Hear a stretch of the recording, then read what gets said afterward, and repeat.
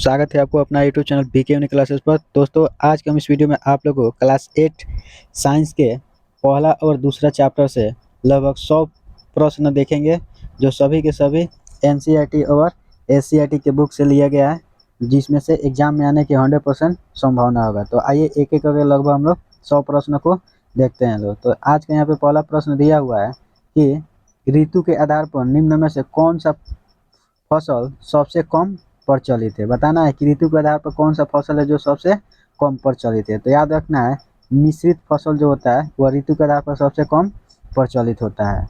Next उसके बाद हम लोग देखेंगे 2 नंबर प्रश्न कि खरपतवार का उदाहरण है। बताना है मसूर है, घास है, जूट है कि तीसी है। तो याद रखना है, खरपतवार का उदाहरण जो है वह एक प्रकार के घास होता है। ठीक है। नेक्स्ट उसके बाद हम देखेंगे 3 नंबर प्रश्न, निम्न में से कौन सा खाद का प्रकार नहीं है। इसमें से बताना है कि कौन है जो खाद का प्रकार नहीं है। तो याद रखना है, एनकेपी जो है यह खाद का प्रकार नहीं होता है। कंपोस्ट, हरी खाद, गोबर खाद ये सभी खाद का प्रकार होता है। नेक्स्ट उसके बाद देखेंगे कि जीवाणुओं द्वारा प्राप्त खाद्य पदार्थ है। बताना है कि जीवाणु के द्वारा, इसमें से सभी जंतुओं के द्वारा प्राप्त खाद्य पदार्थ इसमें से कौन है। बताना है कि जंतु के द्वारा कौन सा खाद्य पदार्थ मिलता है। दाल, शहद, फल, चावल। तो याद रखना, जंतु के द्वारा हम लोग शहद प्राप्त करते हैं लोग। नेक्स्ट उसके बाद प्रश्न है कि निम्न विकल्पों में से कौन फलदार फसल है। बताना है कि इसमें से कौन है जो फलदार फसल के अंतर्गत आता है। तो याद रखना है, नींबू जो है वह एक प्रकार के फलदार फसल के अंतर्गत आता है। नेक्स्ट उसके बाद है कि दाना को भूसा से अलग करना क्या कहलाता है। बताना है कि दाना से भूसा को हम लोग अलग करते हैं तो उसको क्या कहते हैं। निराई कहते हैं, कटाई कहते हैं कि भंडारण कहते हैं कि थ्रेसिंग कहते हैं। तो याद रखना, उसे हम लोग थ्रेसिंग कहते हैं लोग। नेक्स्ट उसके बाद देखेंगे कि रेशेदार फसल है। बताना है कि इसमें से कौन है जो रेशेदार फसल है। सूरजमुखी है, कपास है, चना है कि गेहूँ है। तो याद रखना है, कपास जो होता है वह एक प्रकार के रेशेदार फसल के अंतर्गत आता है। नेक्स्ट उसके बाद यूरिया में किन तत्व की अधिकता होती है। बताना है फास्फोरस का, कार्बन का, नाइट्रोजन का कि सल्फर का। तो याद रखना है, यूरिया जो होता है उसमें नाइट्रोजन की अधिकता अधिक होता है। नेक्स्ट उसके बाद प्रश्न है कि ग्रीष्म ऋतु में लगाई जाने वाली फसल है। बताना है कि गर्मी के दिन में लगाया जाने वाला फसल इसमें से कौन है। रबी फसल है, खरीफ फसल है, जायद फसल है कि इनमें से कोई नहीं है। तो याद रखना, जायद फसल जो होता है उसे हम लोग गर्मी के दिनों में, मतलब ग्रीष्म ऋतु में लगाते हैं लोग। नेक्स्ट प्रश्न है कि जब एक ही किस्म के पौधा किसी स्थान पर बड़े पैमाने पर नियमित रूप से उगाया जाता है तो उसे क्या कहा जाता है। तो याद रखना है, उसे हम लोग फसल कहते हैं लोग। नेक्स्ट उसके बाद देखेंगे लोग यहाँ पे कि खरीफ फसल का उदाहरण है। बताना है कि इसमें से कौन है जो खरीफ फसल का उदाहरण है। गेहूँ है, आलू है, धान है कि सोयाबीन है। तो याद रखना है, सोयाबीन जो है वह एक प्रकार के खरीफ फसल के अंतर्गत आता है। नेक्स्ट उसके बाद हम लोग देखेंगे कि फसल से अनाजों को अलग करने की प्रक्रिया को क्या कहा जाता है। बताना है कि फसल से अनाज को अलग करने की जो प्रक्रिया होता है उसे हम लोग क्या कहते हैं। कटाई कहते हैं, उसाई कहते हैं, दौनी कहते हैं लोग कि भंडारण कहते हैं लोग। तो याद रखना है, उसे हम लोग दौनी कहते हैं लोग। नेक्स्ट उसके बाद प्रश्न है कि निम्न में से कौन रबी फसल है। बताना है कि इसमें से कौन है जो रबी फसल है। धान है, मक्का है, चना है कि इनमें से कोई नहीं है। तो याद रखना, चना जो होता है वह एक प्रकार के रबी फसल होता है। नेक्स्ट उसके बाद प्रश्न है कि बाजरा निम्न में से किस तरह का फसल है। तो याद रखना है, बाजरा जो होता है वह एक प्रकार के खरीफ फसल के अंतर्गत आता है। नेक्स्ट उसके बाद प्रश्न है कि मिट्टी को उलाटने पलटने एवं पूला करने की प्रक्रिया जो होता है उसे हम लोग क्या कहते हैं। निराई कहते हैं, बुआई कहते हैं, जुताई कहते हैं कि सिंचाई कहते हैं। तो याद रखना, मिट्टी को उलटने पलटने और पोला करने की जो प्रक्रिया होता है उसे हम लोग जुताई कहते हैं लोग। नेक्स्ट उसके बाद एक प्रश्न कि निम्न विकल्पों में से किसके कारण बीज हल्का हो जाता है। बताना है कि इसमें से कौन कारण है जिसके कारण बीज जो होता है वह हल्का हो जाता है। जड़ छेदक के कारण, बीज छेदक के कारण, तना छेदक के कारण, ए और बी सभी के कारण। तो याद रखना है, बीज छेदक के कारण बीज जो होता है वह हल्का हो जाता है। नेक्स्ट प्रश्न है कि चना की फसल है। बताना है कि चना जो है वह कैसा फसल है। तो याद रखना, चना एक प्रकार के रबी फसल के अंतर्गत आता है। नेक्स्ट प्रश्न है कि उर्वरक है। बताना है कि उर्वरक जो है वह क्या है? तो याद रखना उर्वरक एक प्रकार के अकार्बनिक लवण के अंतर्गत आता है। नेक्स्ट उसके बाद हम लोग देखेंगे प्रश्न कि खरपतवार हटाने को क्या कहा जाता है? जुताई कहा जाता है, सिंचाई कहा जाता है, निराई कहा जाता है कि कटाई कहा जाता है? तो याद रखना खरपतवार हटाने की प्रक्रिया जो है उसे हम लोग निराई कहते हैं लोग। नेक्स्ट उसके बाद देखेंगे कि अनाज का भंडारण किया जाता है। बताना है कि अनाज जो होता है उसका भंडारण कहाँ किया जाता है? जूट के बोरा में किया जाता है, बिल्कुल सही है। धातु के पात्र में किया जाता है, बिल्कुल सही है। कोठी में किया जाता है, FCI के गोदाम में किया जाता है, उपयुक्त सभी। तो इस सभी जगहों पे अनाज का भंडारण किया जाता है। तो हमारा राइट आंसर है ऑप्शन नंबर ई। नेक्स्ट प्रश्न है कि जंतुओं द्वारा खाद्य पदार्थ प्राप्त होता है। बताना है कि जंतु के द्वारा खाद्य पदार्थ इसमें से कौन प्राप्त होता है? तो हम लोग अभी इसको ऊपर देखे थे लोग, शहद जो होता है वह जंतुओं के द्वारा प्राप्त होता है। नेक्स्ट प्रश्न है कि स्वपोषी का उदाहरण है। बताना है कि इसमें से कौन है जो स्वपोषी के अंतर्गत आता है? तो याद रखना आम का पौधा जो होता है वह एक प्रकार के स्वपोषी का उदाहरण है। नेक्स्ट उसके बाद प्रश्न है कि धान की फसल है। बताना है कि धान जो है वह कौन सी फसल है? रबी है, खरीफ है, जायद है कि ए और बी दोनों है? तो याद रखना धान जो होता है वह एक प्रकार के खरीफ फसल के अंतर्गत आता है। नेक्स्ट उसके बाद है कि वर्मी कंपोस्ट में प्रयोग आता है। बताना है कि वर्मी कंपोस्ट जो होता है उसमें किसका हम लोग प्रयोग करते हैं लोग? बरसेम का, लैचा का, केंचुआ का, गुआर का? तो याद रखना है वर्मी कंपोस्ट में हम लोग केंचुआ का उपयोग करते हैं लोग, जिसे किसान का मित्र भी कहा जाता है। नेक्स्ट प्रश्न है कि फसल चक्रण से मिट्टी की उर्वरता क्या होती है? तो याद रखना फसल चक्रण से मिट्टी की उर्वरता जो होता है वह बढ़ जाता है। नेक्स्ट देखेंगे यहाँ पे 26 नंबर प्रश्न कि निम्न विकल्पों में से सिंचाई के लिए जल का स्रोत नहीं है।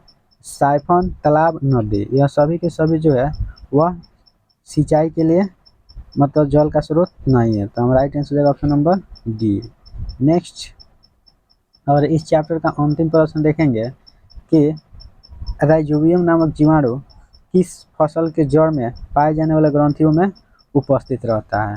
तो याद रखना है राइजोबियम नामक जीवाणु जो होता है वह फलदार फसल जो होता है उसी में मौजूद रहता है। तो पहला चैप्टर से लगभग यही प्रश्न एग्जाम में आ सकता है। ठीक है, उसके बाद हम लोग अब देखेंगे दूसरा चैप्टर से सूक्ष्म जीव मित्र और शत्रु से। ठीक है, तो पहला प्रश्न रहेगा यहाँ कि खुले व नम स्थान पर रखी ब्रेड पर कौन सा आक्रमण कर देता है? बताना है कि खुला और नमी स्थान पर रखा ब्रेड जो होता है उस पर कौन आक्रमण कर देता है? कवक, जीवाणु, विषाणु, शैवाल? तो याद रखना है कवक जो होता है आक्रमण कर देता है।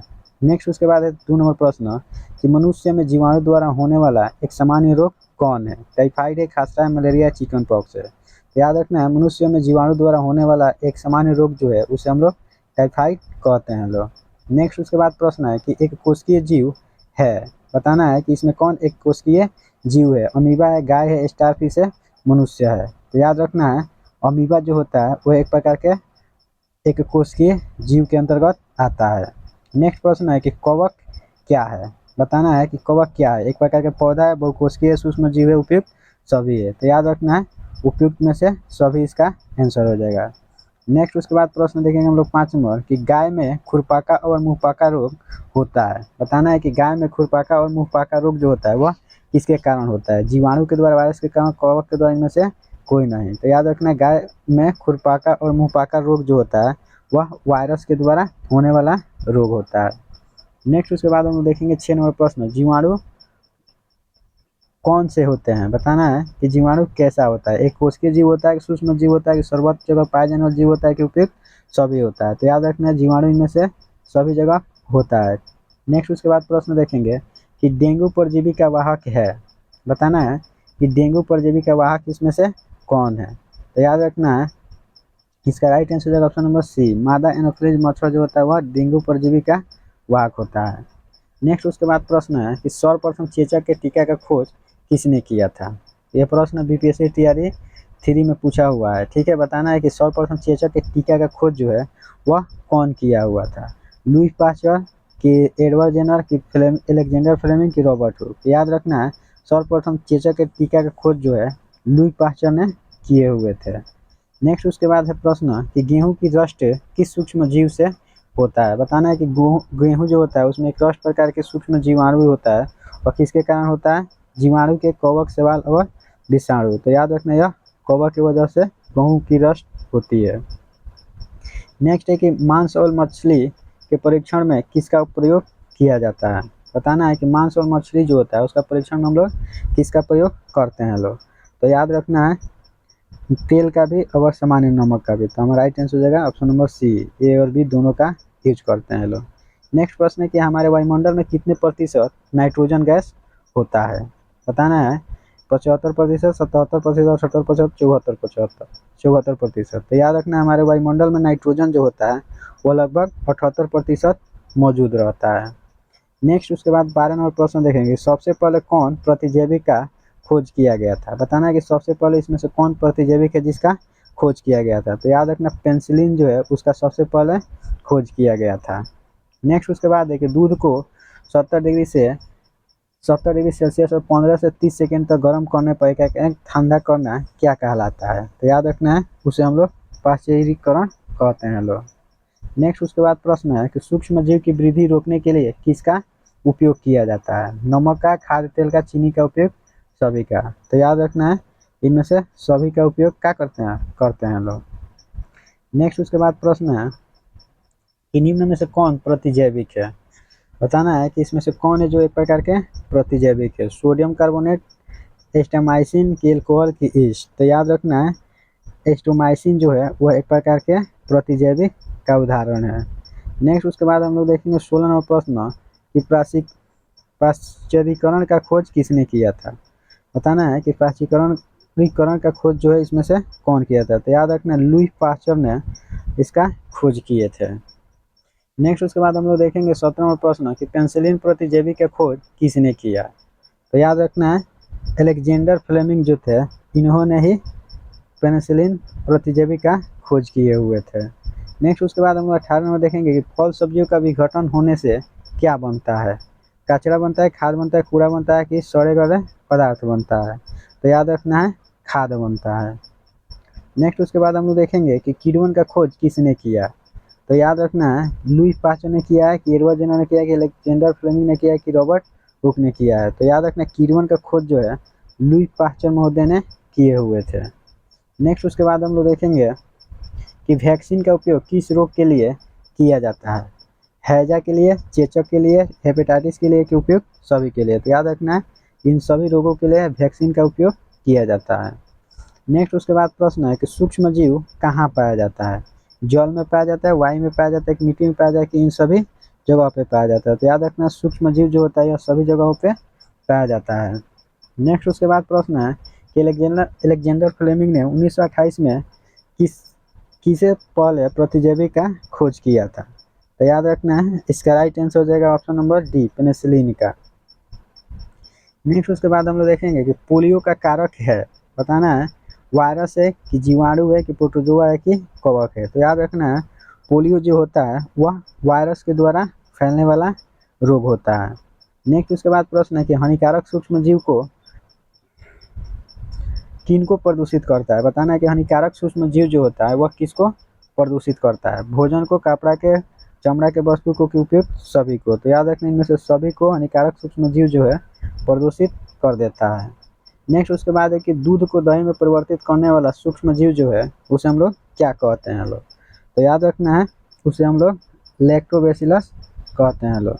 नेक्स्ट उसके बाद प्रश्न है कि ब्रेड बनाने की प्रक्रिया के दौरान कौन सी गैस उत्पन्न होती है। बताना है कि ब्रेड जब बनाया जाता है तो उस समय कौन सा गैस निकलता है। Oxygen, nitrogen, carbon dioxide, sulphur dioxide. तो याद रखना है ब्रेड बनाने की प्रक्रिया के दौरान कार्बन डाइऑक्साइड गैस निकलता है।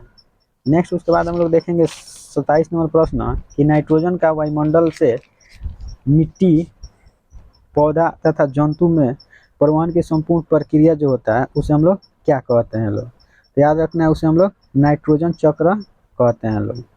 नेक्स्ट उसके बाद प्रश्न है कि निम्न में से किस पौधा के पत्ता के रस का उपयोग मलेरिया और डेंगू के उपचार में किया जाता है। तो याद रखना है सिनकोना के छाल का उपयोग हम लोग मलेरिया और डेंगू के उपचार में करते हैं लोग। नेक्स्ट है कि पॉकेट तथा थैलियों से आने वाला दूध को खराब होने से बचाने के लिए क्या किया जाता है। तो याद रखना है उसका हम लोग पाचीकरण करते हैं लोग, ठीक है। तो हम राइट आंसर हो जाएगा ऑप्शन नंबर बी। नेक्स्ट है कि ईस्ट का उपयोग किसके उत्पादन में किया जाता है, बताना है कि ईस्ट जो होता है उसका उपयोग हम किसके उत्पादन में करते हैं लोग। तो याद रखना एल्कोहल के उत्पादन में ईस्ट का उपयोग किया जाता है। नेक्स्ट प्रश्न है कि रोग उत्पन्न करने वाले सूक्ष्म जीवों को क्या कहते हैं, रोगाणु कहते हैं कि रोगजनक कहते हैं, विषाणु कहते हैं कि ए और बी दोनों कहते हैं लोग। तो याद रखना है ए और बी दोनों कहा जाता है, रोगाणु और रोगजनक। नेक्स्ट उसके बाद प्रश्न है कि चीनी को एल्कोहल में बदलने की प्रक्रिया को क्या कहा जाता है। तो याद रखना चीनी को एल्कोहल में बदलने की प्रक्रिया जो होता है उसे हम लोग किण्वन के नाम से जानते हैं लोग। नेक्स्ट प्रश्न है कि सूक्ष्म जीव है, विषाणु है कि कवक है कि जीवाणु है कि उपयुक्त सभी है। तो याद रखना यह सभी के सभी सूक्ष्म जीव के अंतर्गत आता है। नेक्स्ट प्रश्न है कि सूक्ष्म जीव क्या है। तो याद रखना है जिन्हें हम अपने आंखों के द्वारा नहीं देख सकते हैं उसी को हम लोग सूक्ष्म जीव कहते हैं लोग। तो हम राइट आंसर हो जाएगा ऑप्शन नंबर बी। नेक्स्ट उसके बाद हम लोग देखेंगे प्रश्न नंबर 35 कि किस सूक्ष्म जीव में सजीव और निर्जीव दोनों के गुण पाया जाता है, जीवाणु, कवक, विषाणु, प्रोटोजोआ। तो याद रखना है विषाणु में निर्जीव और सजीव दोनों का गुण पाया जाता है। नेक्स्ट उसके बाद प्रश्न है कि जल, वायु, भोजन तथा कायिक संपर्क के द्वारा रोग संक्रमित व्यक्ति से स्वस्थ व्यक्ति में फैलता है तो वह क्या होता है। तो याद रखना है तो उसे हम लोग संक्रामक रोग कहते हैं लोग। नेक्स्ट देखेंगे यहाँ पे 37वां प्रश्न कि हमारे शरीर में हानिकारक सूक्ष्म जीव कैसे प्रवेश करते हैं, श्वसन के द्वारा, पेयजल के द्वारा, भोजन द्वारा, उपयुक्त सभी के द्वारा। तो याद रखना ये सभी माध्यम से हमारे शरीर में हानिकारक सूक्ष्म जीव जो होता है वो प्रवेश करता है। नेक्स्ट उसके बाद हम देखेंगे कि सूक्ष्म जीवों को कौन कौन से वर्ग में बांटा गया है, बताना है कि सूक्ष्म जीवो जो होता है उसको हम लोग को किस वर्ग में बांटते हैं लोग, जीवाणु, कवक, प्रोटोजोआ, शैवाल, उपयुक्त सभी। तो याद रखना है यह सभी वर्गों में बांटा गया है। नेक्स्ट उसके बाद हम लोग देखेंगे सूक्ष्म जीव कितने प्रकार के होते हैं, 3 प्रकार के होता है, 4 प्रकार के होता है, 5 होता है, 2 होता है। तो याद रखना है सूक्ष्म जीव जो होता है वह 4 प्रकार के होता है।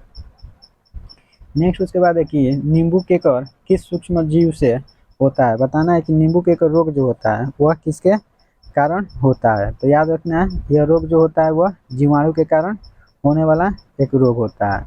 नेक्स्ट उसके बाद हम लोग देखेंगे कि भिंडी की पित्त किस सूक्ष्म जीव से होता है, बताना है कि भिंडी के पित्त जो होता है वह किसके वजह से होता है, जीवाणु के कारण होता है कि कवक के कारण होता है, शैवाल के कारण होता है कि विषाणु के कारण होता है। तो याद रखना यह विषाणु के कारण होने वाला एक रोग होता है। नेक्स्ट उसके बाद देखें विषैला पदार्थ भोजन को क्या बना देता है, गंदा बना देता है, असंतुलित बना देता है, विषाक्त बना देता है कि इनमें से कोई नहीं। तो याद रखना विषैला पदार्थ जो होता है भोजन को जहर बना देता है, मतलब विषाक्त युक्त बना देता है। नेक्स्ट उसके बाद हम लोग देखेंगे कि संचरीय रोगों का सबसे मुख्य कारक क्या है, चींटी है, ड्रोन मक्खी है, मकड़ी है कि घरेलू मक्खी है। तो याद रखना है घरेलू मक्खी इसका राइट आंसर हो जाएगा। नेक्स्ट उसके बाद हम देखेंगे कि हैजा किसके द्वारा होता है, बताना है कि हैजा बीमारी जो है किसके द्वारा होता है, जीवाणु, विषाणु, कवक, प्रोटोजोआ। तो याद रखना हैजा जो होता है वह जीवाणु के द्वारा होने वाला रोग होता है। नेक्स्ट उसके बाद हम लोग देखेंगे कि मनुष्य में वायरस द्वारा होने वाला एक सामान्य रोग क्या है। तो इसको हम लोग ऊपर देखे थे लोग, टाइफाइड जो होता है मनुष्य में वायरस के द्वारा होने वाला एक सामान्य रोग होता है। नेक्स्ट है कि मलेरिया रोग किस जीव के काटने से होता है, मकड़ी, मच्छर, मधुमक्खी, घरेलू मक्खी। तो याद रखना मलेरिया जो होता है वह मच्छर के काटने से होने वाला एक रोग होता है। नेक्स्ट है कि अतिसार और मलेरिया किस सूक्ष्म जीव के द्वारा होता है, बताना है कि अतिसार और मलेरिया जो होता है किस सूक्ष्म जीव के द्वारा उत्पन्न होता है, जीवाणु, प्रोटोजोआ, विषाणु, शैवाल। याद रखना है यह प्रोटोजोआ के कारण होने वाला रोग होता है। नेक्स्ट प्रश्न है कि शैवाल जीव कैसे होता है, बताना है कि शैवाल जीव जो होता है वह कैसे होता है। तो याद रखना है स्वकोषीय भी होता है, एक कोशिकीय भी होता है, बहुकोशिकीय होता है। तो राइट आंसर हो जाएगा ऑप्शन नंबर डी सभी। नेक्स्ट उसके बाद हम देखेंगे कि निम्न में से कौन शैवाल है, ठीक है, बताना है कि इसमें से कौन कौन है जो शैवाल है। तो ये भी शैवाल है, ये भी शैवाल है। तो हम राइट आंसर हो जाएगा ऑप्शन नंबर सी। नेक्स्ट देखेंगे 50 नंबर प्रश्न कि प्रोटोजोआ कैसा जीव है। तो याद रखना प्रोटोजोआ एक कोशिकीय और सूक्ष्म जीव दोनों के अंतर्गत आता है। तो ये भी हो जाएगा, ये भी हो जाएगा। तो हम राइट आंसर हो जाएगा ऑप्शन नंबर ए और बी। नेक्स्ट 51 नंबर प्रश्न है कि वैक्सीन क्या है। तो याद रखना वैक्सीन दवा भी होता है, कैप्सूल भी होता है, टीका भी होता है। ठीक है, तो हमारा राइट आंसर हो जाएगा ऑप्शन नंबर डी, उपयुक्त सभी। नेक्स्ट उसके बाद हम लोग देखेंगे प्रश्न कि बच्चों को पोलियो से बचाने के लिए क्या दिया जाता है। पोलियो ड्रॉप दिया जाता है कि पोलियो को कैप्सूल दिया जाता है, इंजेक्शन दिया जाता है कि पोलियो की गोली दिया जाता है। याद रखना बच्चों को पोलियो से बचाने के लिए हम उसको पोलियो ड्रॉप देते हैं लोग। नेक्स्ट उसके बाद प्रश्न है कि नाइट्रोजन का संवर्धन किस में होता है। पौधा में होता है, जीव में होता है, मिट्टी में होता है कि जंतु में होता है। तो याद रखना है नाइट्रोजन का संवर्धन जो होता है वह मिट्टी में होता है।